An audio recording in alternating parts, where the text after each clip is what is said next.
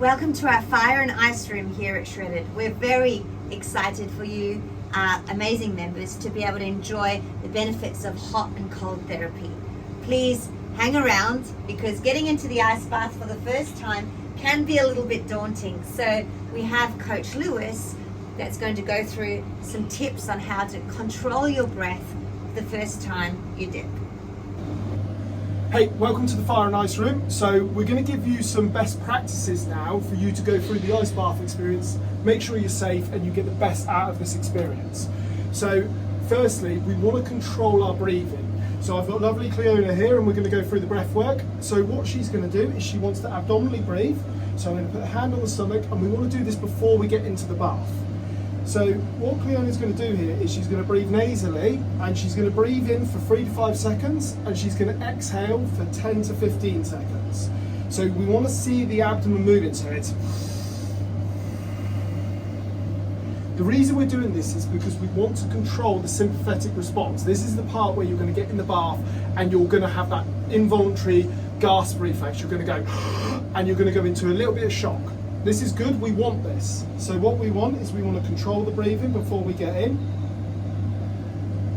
And as she's doing this in and out, and she's going to maintain that breath work throughout her ice bath experience. So, as Cliona is going to lower herself in here, she's going to keep that breathing going. And she's going to exhale as she gets in. So we want to really extend those exhales. Lower herself into the water.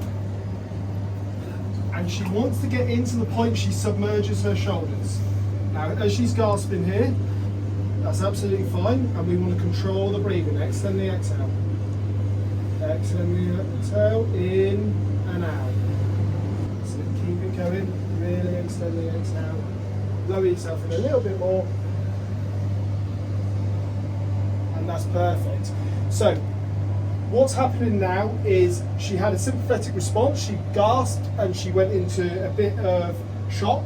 She's got control over it, back with her breathing, and she's now in a parasympathetic state. She's now relaxing and she's calming into the experience. Now, the moment she gets to the point she can no longer control her breathing and she can't control her focus, it's time to get out. She can jump out and she can always come back to it another time. We want 11 minutes over the course of the week. So you can split that up, and that's the minimum dose required to get the benefits. Okay, when you're ready, you can jump out. Now, well done, Cliona. Yep. How's that, Cliona? It's okay. Once I got my breathing, I was fine. At the start, it's a bit of a shock. That's the important thing, get control over the breath. So, now, if Cliona's about to go into the sauna and use the contrast therapy, she wants the towel dry off before she goes in because we don't want all the water in there, we want to make sure that we stay pretty dry. So she's going to tap herself and towel dry in and then go in. Or if she's finished now, she's just going to tap herself dry and she's going to warm up naturally.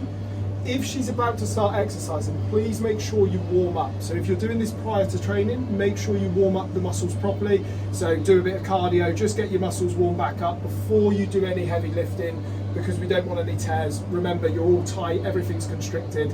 We need to allow your body to relax again and warm back up so it's safe.